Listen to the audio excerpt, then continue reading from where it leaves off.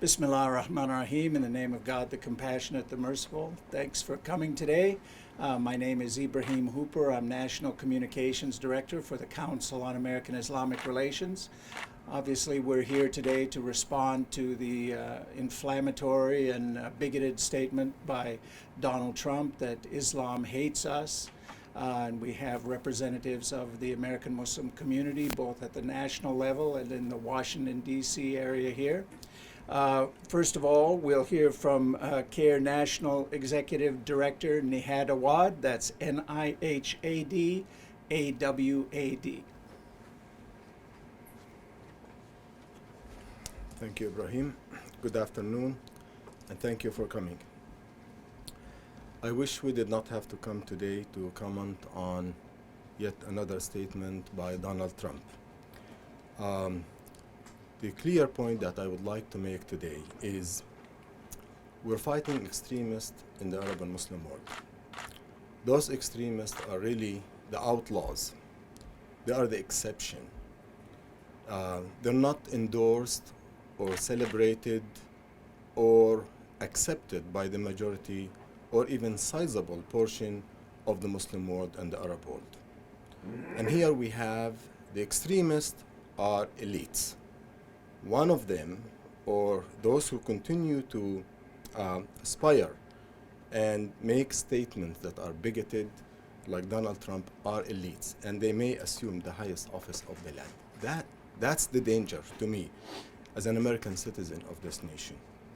So Donald Trump has moved from proposing the unconstitutional ban on all Muslims from entering the United States to now attacking the Islamic faith and suggesting that there is an unbelievable hatred of us in Islam. If by us Trump means Islam dislikes people who endorse intolerance and bigotry, then he's correct.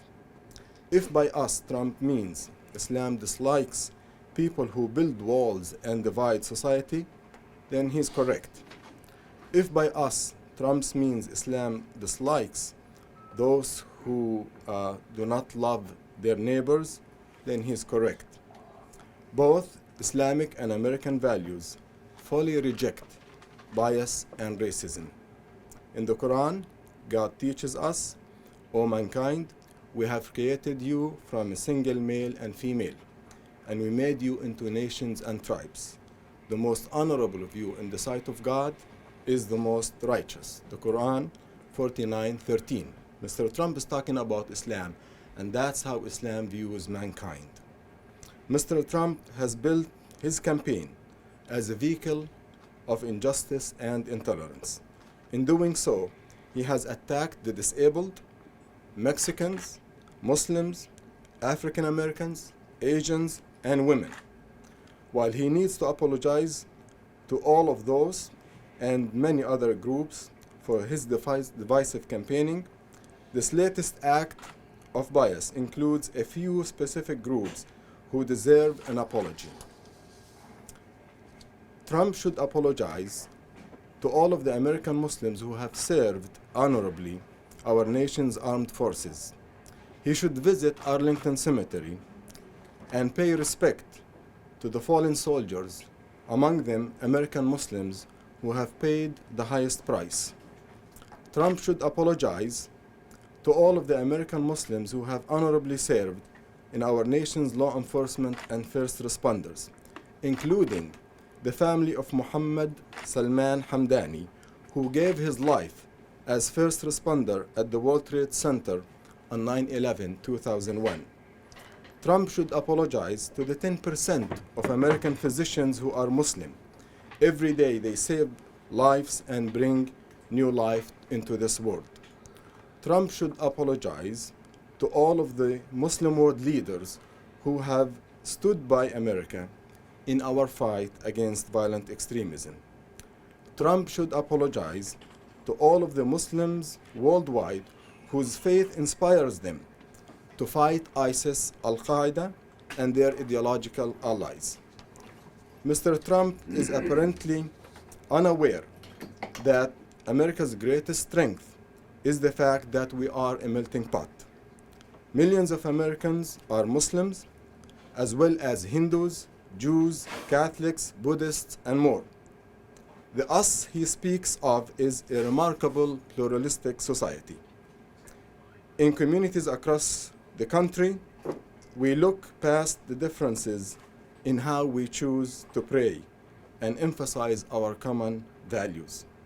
One of those values is that we are watchful of people who endorse intolerance, bigotry, xenophobia, and Islamophobia. And this is very consistent with Islam. Instead of uplifting these realities, Trump has told every child and teacher in America that their Muslim classmates' religion hates them. How does this solve the issue of bullying in America? More than half of the Muslim students who reported being bullied in a survey conducted by CAIR California, twice as high the national average. We hope that American journalists will press Mr. Trump on this issue and ask if he will apologize to these groups, or if it is his intention to continue to trash American values and Constitution.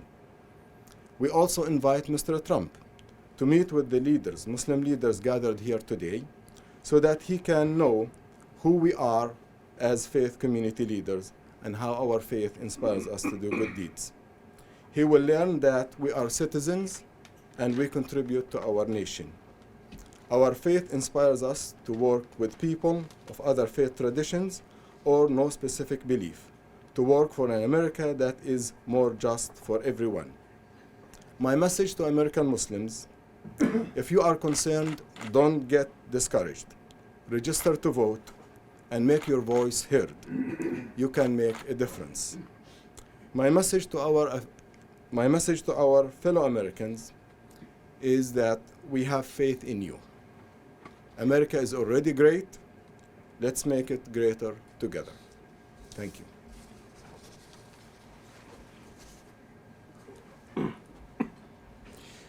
Next, we'll hear from Osama Jamal, Secretary General of the U.S. Council of Muslim Organizations. Thank you. Okay, my name is Osama Jamal, O-U-S-S-A-M-A. Last name is J-A-M-M-A-L. The U.S. Council of Muslim Organizations is a national umbrella organization of several national organizations, regional and local as well. The U.S. Council of Muslim Organizations is outraged by the statement of Mr. Donald Trump, who continues to offend not only American Muslims, but the majority of American people by dividing us into different groups that vomits only hatred against women, against black, against Latinos, against Muslims. And this kind of rhetoric that Mr. Trump is vomiting into this society that looks to bring itself together adds nothing but division among a society and a nation that needs to come together. We are outraged again because Mr. Trump does not even know what he is talking about. He is asking the media and others to figure it out. A presidential candidate on the last campaign trail who cannot put meat on the bones. What he is offering the American people is rather scary of what the future may carry to America and to everyone who lives in America. Therefore, we ask Mr. Donald Trump to offer an apology for a statement that he made that he did not even figure it out. We believe that he has been given wrong advice to make statements against a community that is law-abiding, patriotic, and love America as much as he loves America, and even more. Therefore, we look upon the American people to show Mr. Trump what America is all about and who are the true Americans who are patriotic and loving to their country and adhering to the very values that made this country great. Thank you. And we believe a good opportunity for offering an apology would occur this evening during the GOP presidential debate. So we're hoping that Mr. Trump is asked that question.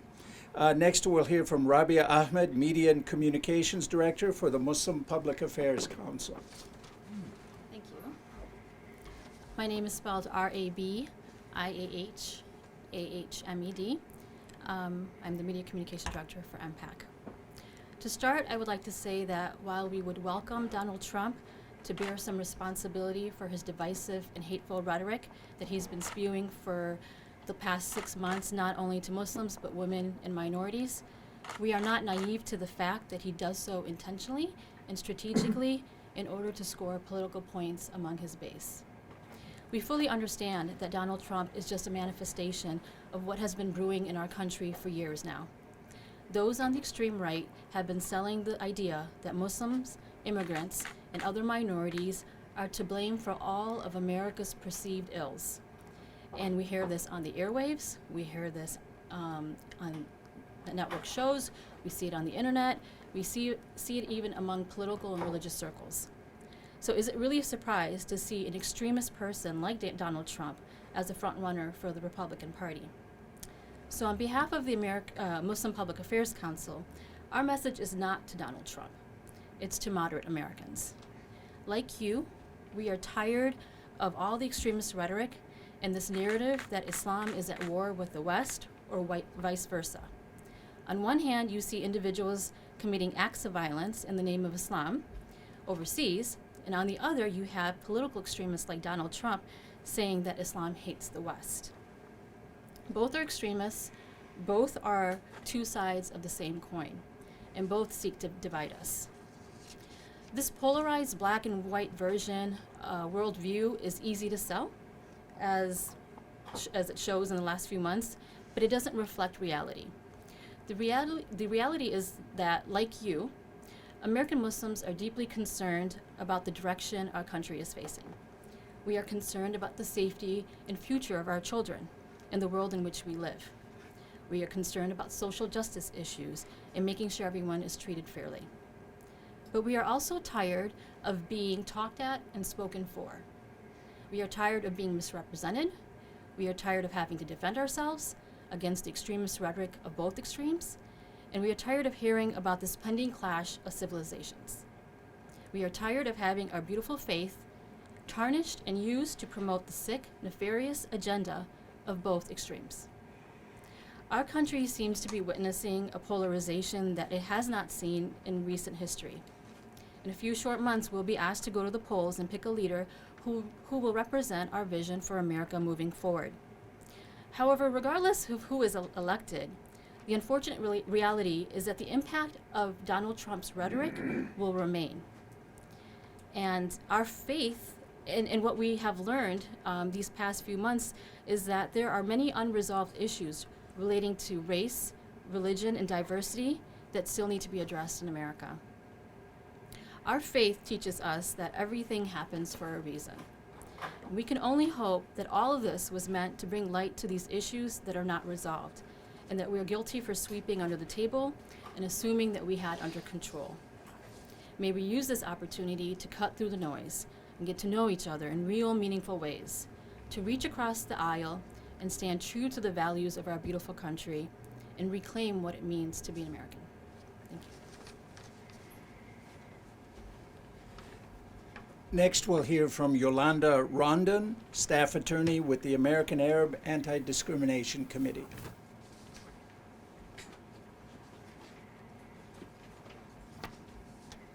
Good afternoon. My name is Yolanda Rondon. I'm an attorney with the American Arab Anti-Discrimination Committee. And on behalf of American Arab Anti-Discrimination Committee, which is the largest national grassroots association across the United States, we demand not only that Trump issue an apology for his hateful rhetoric, but that he actually holds himself accountable and responsible as a presidential candidate for his actions, meaning that his policies, platforms, and decision-making actually are reflective of our respect for human and civil rights for all Americans. And when we say all Americans, that means and includes Arab Americans as well. There is no us versus them. There is no other. That divide and conquer tactic will not work. We are all Americans, and we must all defend and we all love our country and stand up here and respect these ideals. Now, since Trump has entered the Republican nomination candidacy, his candidacy has been built upon spreading and spewing hatred, bigotry, and faulty logic. After he advocated for the banning of Muslims to the United States, and after he tried to equate that all Arab refugees are terrorists, not only did his supporters actually attack, assault, and harass other members of minority communities, including Arabs and Muslims, but even went further than that to definitely attacking a spike in hate crimes that we haven't seen since 9/11. Now we have to make sure that his actions and bigotry are held accountable and continue to no longer exhibit and play into the fears and biases of others. What has actually made this country great, Trump, and Trump should hear this, is that our commitment to inclusion, diversity, and welcoming all immigrants and refugees. This is what has made our country great. And with the rise of anti-Arab and Islamophobia and xenophobia backlash in this country, he no longer has an excuse. He knows his statements and policies have a direct impact on our community, and we can take it no more. And so his policies and practices and platform thus forth and going forward must reflect respect for human and civil rights for all. Thank you.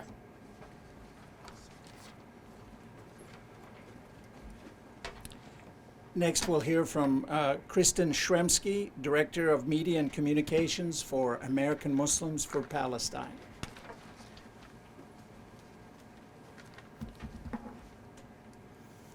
In the name of God, the most beneficent, the most merciful. Hello, everybody. Thank you very much for coming. We really appreciate it. My name's Kristen Shremsky. That's Kristin.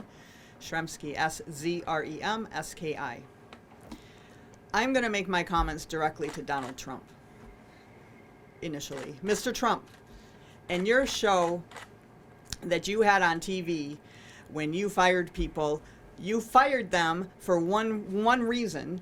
It's because they did not practice due diligence in their business deals. That was one of the fundamental things that you taught in your show, The Apprentice. You must do your due diligence. And I'm here to tell you, you have not done your due diligence on Islam because you don't know anything about our religion.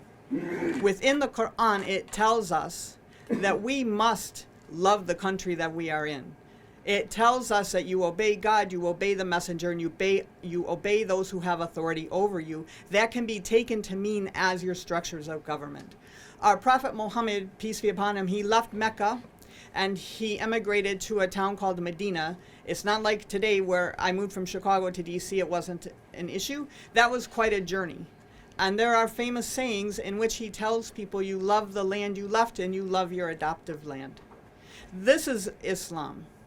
Islam teaches us to be part of our societies. We all here together are working so hard to get our youth to register to vote, to get our people to become involved in civic engagement, because we are part and parcel of this society.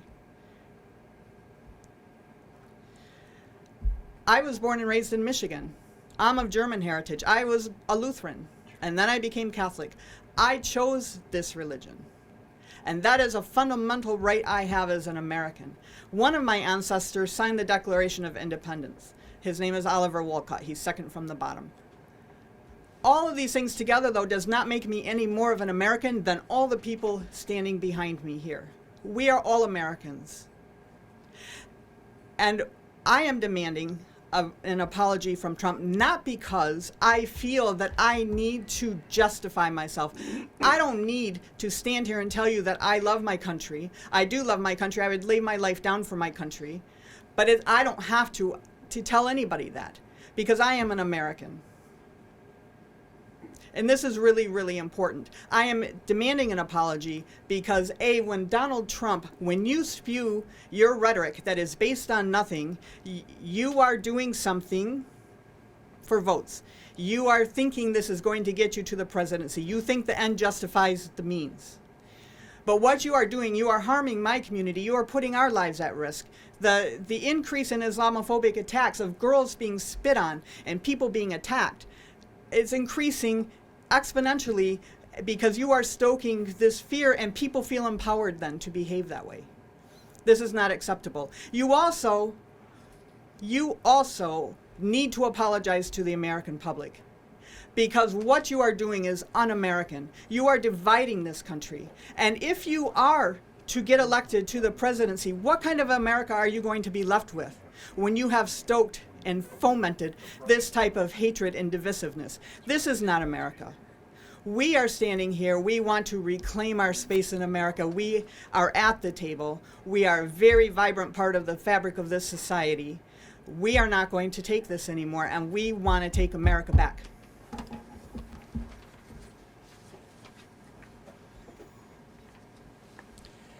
Next, we'll hear from Ramiz Abbott, Director of Communications and Outreach for the Islamic Circle of North America, Council for Social Justice.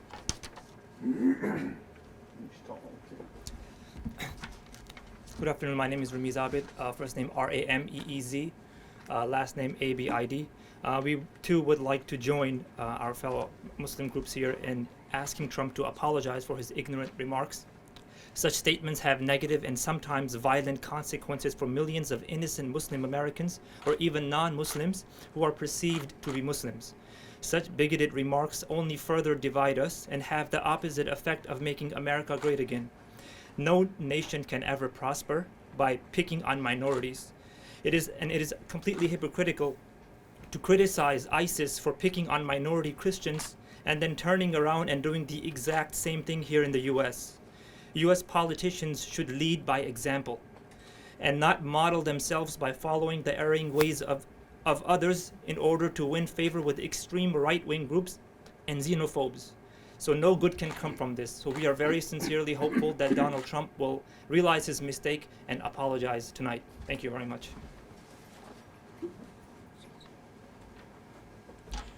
Next, Rafi Ahmed, Chairman of the Virginia American Muslim Civic Coalition.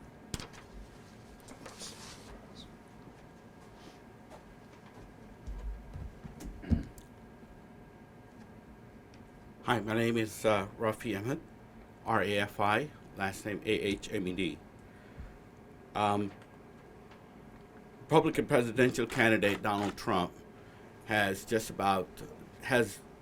insulted just about every minority here in America. His latest remark about Islam hates us, meaning hates America. Wanted to point out a few historical points. America declared independence in 1776. Quran was revealed between 609 632 CE. There are over 1 billion Muslims on this planet, and very large percentage of them love and are addicted to the Western culture. Their jeans, the hair, the music, and the TV shows. Muslims come here from all over the world to get for a better life and to study and work. Again, Mr. Trump is making baseless remarks with no facts and play to the fears of those Americans who have never had any interaction with an American Muslim or know anything about Islam. My message for my fellow Americans, especially those who have not yet voted in the primaries, and you have upcoming primaries in your states, please go out and vote and make a statement that not in my country will I allow you to spread hate. Not in my country will I allow you to divide us. Not in my country will I let you succeed. Thank you.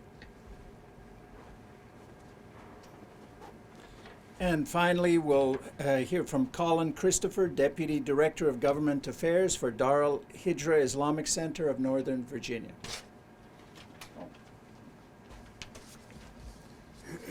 Colin Christopher, C-O-L-I-N, last name Christopher, C-H-R-I-S-T-O-P-H-E-R.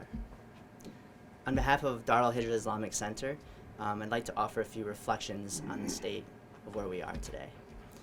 As a Muslim, a husband, an uncle, a brother, an American, I'm really saddened by what I'm seeing and hearing from some of our top elected officials, and a few of those who aspire to become the next president of the United States. The hateful and uninformed rhetoric that Mr. Trump has said about Muslims and other majority immigrant groups and other groups that have been named, and the cowardice, avoidance to condemn such ideas. Florida's current governor, Rick Scott's repeated sidestepping of direct questioning on MSNBC's Morning Joe comes to mind. These public statements, or lack thereof, and are disgraceful and dangerous. The fear-based violent atmosphere that has been heightened, it was there before, but it's been heightened through this type of rhetoric by Mr. Trump and others, is not the kind of America that I was raised with in Wisconsin, not the kind of America that many of us were raised with wherever we were raised, whether in this country or other places. And these are far from the kinds of solutions that Americans desire and need. Let me offer a brief snapshot of the challenges we face right now. We have growing wealth inequality at a level unseen since the 1930s. The pie is bigger than ever, but middle class and working families are getting a thinner and thinner slice. Nearly 1 in 4 children live in poverty.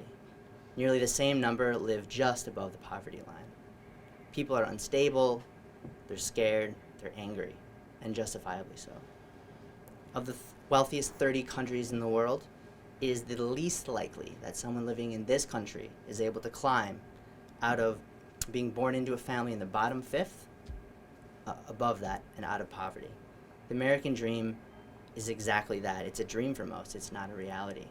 So we have real problems to address. And in response to those challenges, people seeking the highest office in the land are scapegoating Muslims and other immigrant groups for the most pressing issues facing working families in America. They're inventing things about Muslims and our faith and other minority groups who have been living on this very land for hundreds of years longer than many European groups who first traveled to America in the 19th century. Which brings me to my next point. Our country is a land of immigrants. The Constitution of the U.S. recognizes the value of diverse ideas in commerce, and that is what has made the U.S. so strong and influential. Let us not forget that nearly every person living in this country, their ancestors came from somewhere, whether by choice or whether by force. Whether they were blacks during the transatlantic slave trade, whether they were Jews during World War II, or whether they're from Latin America, Africa, and Asia escaping violence and war today. And once someone arrives, they're expected to participate in the public square and contribute in tangible ways, not just talk. And that is exactly what Muslims in this country have done and continue to do. The Muslim vote has been decisive. The Muslim American vote was significant in Congressman Jerry Connolly's recent election victory here in Northern Virginia. And just this past Tuesday, the Arab and Muslim communities in Michigan were decisive in deciding the Democratic primary results. These are facts. We're calling upon all political leaders and those seeking the highest public office to honor the First Amendment by exercising their freedom of speech with the responsibility of civility and respect for all of America's people.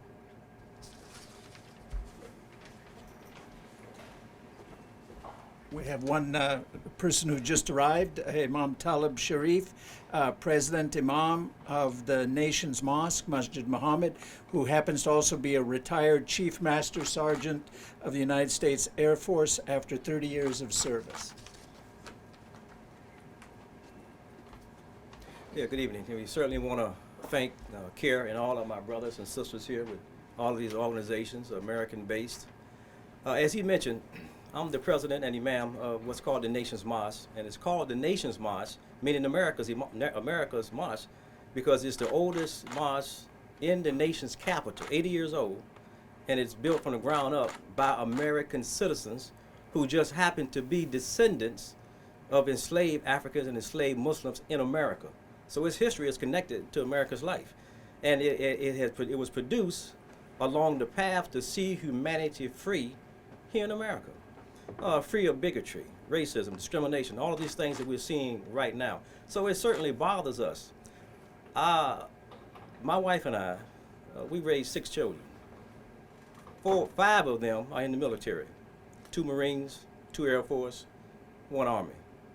officer and enlisted. And I'm just one of many. I used to also serve as the president of the Muslim American Military Association. Now we have it, it's called the Muslim American Veterans Association, which there are many Muslim veterans, all of which, if we hated America, why would we put our life on the line? And we only represent the population that we serve, which consists of Muslims, Christians, Jews, others, etc. All of Americans. We're here to serve. This is our country. We want to build upon our citizenship rights and take that serious. And we hope and pray, really, that those who make these statements about religious titles, that they also take it serious as well and tap into the history of America and its founding foundation, that we shouldn't broad stream or broad brush any religion, because to broad brush one is to broad brush all, and it weakens the very fabric of what makes us a great nation, the diversity that serves this country.